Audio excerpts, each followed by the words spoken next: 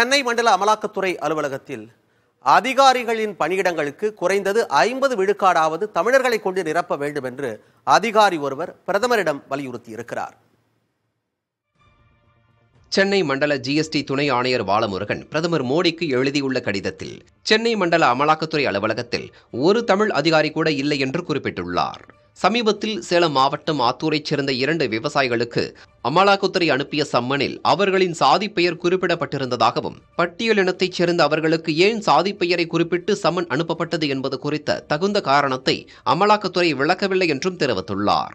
Summon அனுப்பிய வட மாநிலங்களைச் சேர்ந்த அதிகாரிகளுக்கு தமிழ் தெரியவில்லை என்று சிலர் கூறுவது உண்மையாக இருக்கலாம் என்றும் சென்னை மண்டல ஜிஎஸ்டி ஆணையர் குறிப்பிட்டுள்ளார்.